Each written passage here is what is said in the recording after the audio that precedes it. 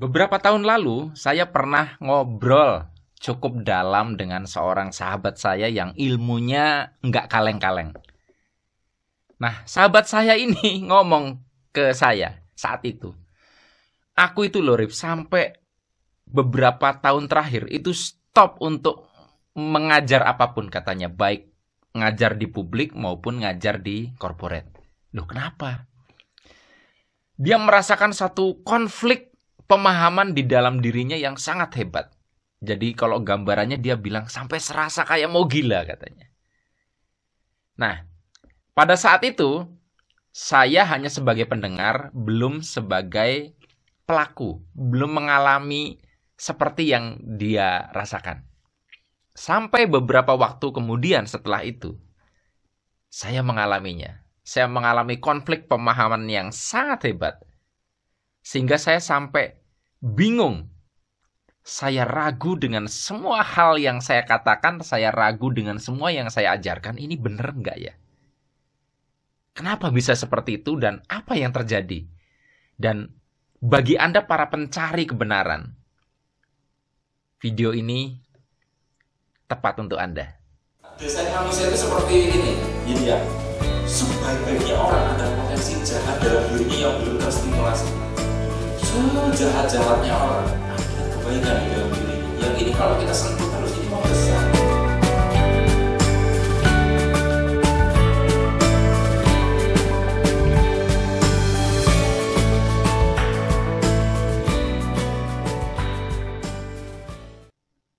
Assalamualaikum warahmatullahi wabarakatuh.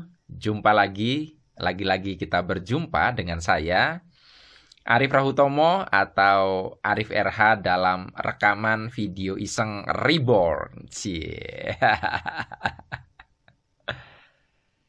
Teman-teman, dalam video kali ini, tema yang saya bahas adalah kebenaran yang bisa membuat Anda serasa gila. Kebenaran yang membuat Anda serasa gila.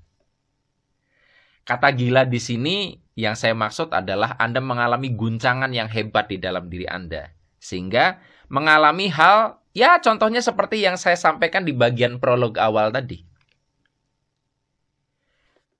Kenapa? Karena gini, kita sejak kecil sudah terbiasa memegang kebenaran sebagai satu hal saja. Misalnya kalau kita itu dikasih tahu bahwa A benar, maka selain A itu salah. Kebenarannya sedemikian kaku. Kita sejak kecil jarang dikenalkan tentang multi-truth, multi kebenaran di mana kebenaran itu banyak. Akhirnya, pada saat kita belajar lebih jauh, menyelami hidup lebih lama, kita menjadi rasanya oleng. Kalau ada di antara Anda yang merasa oleng, contohnya, dulu Anda merasa itu benar banget. Ternyata kok sekarang merasa itu kayaknya nggak benar deh. Atau dalam beberapa hal itu nggak benar-benar amat. Nah, semacam itu akan bikin oleng, bikin serasa gila. Kalau Anda sadari baik-baik, Anda akan menyadari bahwa tidak ada satu kebenaran yang tidak ada kata kecualinya. Jadi gini maksudnya, apapun sebuah kebenaran yang Anda yakini, selalu ada ruang, entah itu 0,0 sekian persen, di mana kebenaran itu tidak berlaku. Contoh, orang tua pasti menyayangi anaknya. Berapa persen di antara Anda yang setuju dengan itu? Secara umum, ya. Saya pribadi, orang tua saya menyayangi saya, mencintai saya. Tetapi kita harus membuka mata. Anda bisa melihat ada orang tua yang menjual anaknya. Ada orang tua yang membunuh anaknya. Ada orang tua yang memperkosa anaknya. Itu fakta. Artinya bukan berarti salah kebenaran bahwa orang tua mencintai anaknya itu bukan salah. Tetapi kita sadar ada fakta yang tidak terlingkupi oleh kebenaran itu. Afirmasi akan menyebabkan kita mencapai sesuatu. Kalau orang yang belajarnya belum dalam, pasti sangat kaku sekali menerapkan itu. Padahal kita harus melihat fakta. Ada orang yang pakai afirmasi, itu nggak bekerja. Makanya saya katakan, kepada semua alumni saya, apapun ilmu yang Anda pelajari, termasuk ilmu yang dari saya, jangan buta. Selalu ada ruang di mana itu tidak berlaku. Dan bisa jadi Anda berada di area perkecualian itu, sehingga Anda merasa, kok nggak ngefek ya ke saya. Anda sedemikian meyakini bahwa misalkan Tuhan tidak akan mengubah nasib satu kaum, kecuali kita mengubah. Kalau Anda perhatikan di ayat yang berbeda, kalau bagi Anda yang beragama Islam, itu ada kontranya. Karena ada ayat yang mengatakan bahwa Tuhan berkehendak atas segala sesuatu. Berarti kan mutlak. Terserah dia dong yang mau mengubah atau tidak. Sementara di ayat yang sebelumnya dikatakan Allah tidak akan mengubah kalau kamu nggak mau mengubah. Berarti kan seolah-olah Tuhan lebih longgar. Tapi ada satu kalimat, ayat, firman yang mengatakan Tuhan mutlak. Lu mau ngupaya apapun berkehendak mutlak. Nah, ketika Anda sudah mulai menemukan fakta-fakta, kebenaran-kebenaran yang saling bertubrukan di kepala Anda, itu kalau Anda betul-betul selami, rasanya kayak mau gila. Nah, kalau Anda menyelami baik-baik, ini terjadi di semua hal. Contohnya di bidang fisika. Di bidang fisika klasik, di mana di situ ada Isaac Newton dan kawan-kawan dengan mekanikanya, ya, mekanika apa itu namanya, Newtonian. Anda akan menemukan di situ banyak sekali hukum, ya, hukum aksi-reaksi, sebab akibat dan sebagainya. Dan itu proven, ada eksperimental yang bisa dibuktikan. Pesawat bisa terbang, mesin-mesin pabrik bisa dibuat, itu berbasis itu. Tetapi ketika muncul fisika modern, ada fisika kuantum, fisika relativitas. Di situ ditemukan hukum-hukum yang berkebalikan, bertabrakan bahkan. Makanya Einstein bahkan mendebat Niels Bohr. Karena saking kontranya. Tapi ketika dibuktikan di laboratorium, ketika dibuktikan dalam eksperimen, itu benar. Contohnya misalnya gini, menurut Anda sebab dulu baru akibat atau akibat dulu baru sebab? Ketika kita bicaranya di fisika Newtonian, fisika klasik, sebab dulu baru akibat. Di dunia kuantum, itu bisa kebolak-balik, bisa akibat mendahului sebab.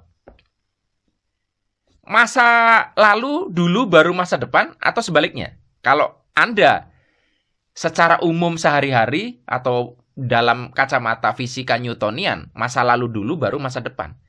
Di fisika kuantum, di dunia kuantum, itu bisa masa lalu itu mendrive, masa depan itu mendrive masa lalu. Jadi masa depan itu lebih dulu. Ini kebolak-balik loh. Jadi ketika misalkan ada di antara Anda yang nanya, Pak, berarti sebenarnya kita punya kebebasan berkehendak menentukan takdir atau tidak? Itu jawabannya dua-duanya benar. Baik Anda yang mengatakan kita bebas berkehendak maupun yang bahwa segala sesuatu sudah ditetapkan oleh Tuhan. Itu dua-duanya benar. Pertanyaannya di layer mana kita bicara itu? Di layer Newtonian atau di layer kuantum? Itu dua-duanya benar masalahnya. Nah, yang jadi salah adalah kalau kesadaran Anda masih di level Newtonian lalu memahaminya di kuantum, nggak jadi. Contohnya, orang yang kesadarannya masih rendah, lalu Anda punya keyakinan bahwa segala sesuatu sudah ditentukan Tuhan. Andanya jadinya fatalis, Anda jadinya semaunya sendiri. Loh, saya memperkosa, korupsi, ini sudah ditetapkan Tuhan, maunya Tuhan. Anda akan jadi pembenaran. Jadi bisa jadi salah. Hal yang benar, tapi kalau tidak pada layernya itu jadi salah. Jadi kalau saya sebutkan misalkan, satu-satunya kesalahan Seseti Jenar dulu adalah mengajarkan ilmu yang terlalu dalam kepada orang yang kesadarannya belum sampai. Nah, segenap paradoks yang bertubrukan di dalam kepala saya, itu membuat saya jadi begini rasanya. Ketika saya membuat statement A, berkata A, saya menulis A, itu saya tahu kebalikan itu. Saya tahu kontranya. Dan dua-duanya sama-sama benar. Itu kan bikin kayak gila rasanya. Sampai akhirnya saya mulai menyadari bahwa memang kebenarannya itu adalah paradoks. Segala sesuatu itu bertubrukan. Akan selalu ada dualitasnya. Akan ada sesuatu yang berseberangan yang antinya. Ada partikel, ada anti-partikel. Proton, ya, elektron itu negatif, tapi faktualnya ada positron, yaitu elektron yang bermuatan positif. Ini kan kacau itu loh. Jadi begini, makanya akhirnya saya simpulkan bahwa orang yang begitu memegang teguh kebenaran kencang sekali, maka saya pastikan dia belajarnya belum dalam, belum jauh. Ilmu loa ini bener banget gitu loh. Anda pasti belajarnya belum dalam. Kalau udah dalam banget, itu Anda akan melihat bahwa nggak gitu juga. Makanya ilmu terdalam sebenarnya adalah ngono yo ngono, ning yo ojo ngono. Gitu ya gitu, tapi nggak gitu juga. Makanya kenapa ya ada orang yang nanya hal-hal yang sangat sensitif terkait dengan ketuhanan dan sebagainya. Saya nggak jawab. Kenapa? Saya tidak tahu layar kesadaran orang ini. Makanya saya sampaikan di sini ya. Saya tuh punya kelas judulnya The Mystery of God. Itu kelas gratis membahas ketuhanan. Tapi saya tidak sembarangan mengizinkan orang masuk kelas ini. Makanya saya seleksi dari orang ikut kelas vibrasi dulu, ikut kelas The Vibration Project, habis itu ikut kelas The Black Hole, dan seterusnya. Baru sampai ke kelas itu. Karena saya tidak mau kebenaran ini bisa menciptakan kegilaan pada orang yang belum siap menerimanya. Nah, kegilaan ini terjadi karena itu tadi, sejak kecil kita tuh tidak siap menerima kebenaran yang bertubrukan, yang dua-duanya benar. Jadi, waktu saya mengalami kegangguan tubrukan itu, saya memaksakan harus satu kebenaran itu. Nah, yang repot lagi kan begini kadang. Ketika kita berhadapan dengan orang yang memang kesadarannya masih di situ, kita menyesuaikan, menurunkan pemahaman kita ngomong tentang itu, walaupun dalam hati kita tuh sebenarnya nggak gini juga. Itu terus terang agak tersiksa. Nah, di situ rasanya kadang yang bikin gila itu. Anda pemahamannya sudah sampai level kuliah, ketemu anak TK yang akhirnya bahasanya Anda turunkan. Karena Anda sadar kalau diajarin terlalu berat, nanti nggak sampai. Tapi waktu ngajar itu rasanya tuh, gue tahu sebenarnya nggak gini-gini amat, tapi Anda harus begitu. Untuk orang yang misalkan sedang malas banget berikhtiar, maka kita perlu mengatakan bahwa Tuhan tidak mengubah nasib suatu kaum kalau kamu nggak mau ngubah. Dalam hati kita sih sebenarnya nggak gitu juga, karena ada beberapa hal nggak bisa kita upayakan, memang udah ditulis. Tapi kalau kalimat segala sesuatu sudah ditentukan Tuhan itu disampaikan kepada orang yang fatalistik, yang putus asa, yang dia itu nggak punya daya juang, Anda menghancurkan dia. Kita menghancurkan dia. Nah, itulah sebabnya makanya kenapa saya sangat berhati-hati sebetulnya membuat tema video. Karena begitu paradoksnya. Dan Anda boleh dibilang gini, Anda tuh nggak perlu mengkontra video saya. Tapi Pak, gini kan nggak selalu. Sebelum Anda komen, saya sudah tahu komentar itu akan ada. Itu yang bikin gila kadang tuh. Karena yang Anda komentarkan ya juga benar. Dan yang menarik adalah, yang bikin gila adalah ketika nanti setelah video ini, misalkan saya buat video kontranya, ada yang bikin gila lagi, yaitu apa? Orang akan mengatakan saya tidak konsisten. Kalau Anda belajar ilmu fisika, ketika Anda ngomong fisika klasik dengan fisika kuantum, Anda nggak bisa konsisten. Karena ini tubrukannya luar biasa. Berseberangannya parah gitu loh. Jadi, kalau Anda sadari kebenaran itu sebenarnya nggak konsisten. Jadi ketidakkonsistenan itu sebenarnya kebenarannya. Makanya hidup kan selalu berubah, bergerak gitu loh. Jadi boleh dibilang kalau bahasa filsafatnya, yang tidak berubah itu perubahan. Yang pasti itu ketidakpastian. Nah, jadi teman-teman, oleh karena itu, akhirnya saya menyadari ini, dan ya sudahlah, berarti saya harus mampu menurunkan ego saya bahwa ya sudah, walaupun saya tahu lebih banyak, untuk dia segitu aja. Walaupun di sini ada dorongan ingin ngasih tahu lebih, tapi itu bisa merusak. Nah, buat teman-teman yang mungkin merasa galau, gundah, ya misalnya Anda menganut agama tertentu, Islam, Buddha, Anda sudah belajar banyak, lalu Anda menemukan tubrukan-tubrukan seperti itu prosesnya.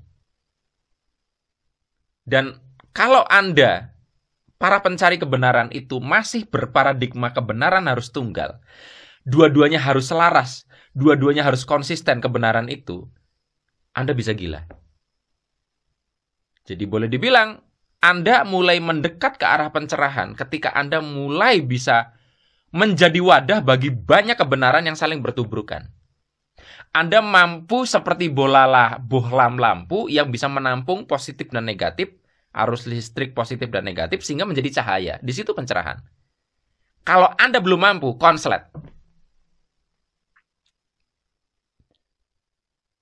Jadi, kalau Anda mulai bingung, mulai gundah dengan segala sesuatu, jadi ada, kok aku megang ini kayak salah ya, megang ini kayak salah ya.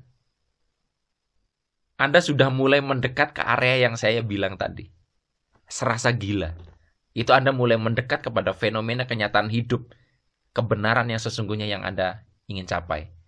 Dan kalau kita bicara fenomena ultimate-nya, yaitu kita bicara Tuhan, lebih paradoks lagi. Lebih tubrukan lagi. Lebih bisa bikin gila lagi. Hanya ini yang bisa saya bagikan dalam kesempatan kali ini. Sampai ketemu lagi dalam rekaman video Iseng Reborn yang selanjutnya. Saya akhiri. Billahi taufik wal hidayah. Wassalamualaikum warahmatullahi wabarakatuh. See you.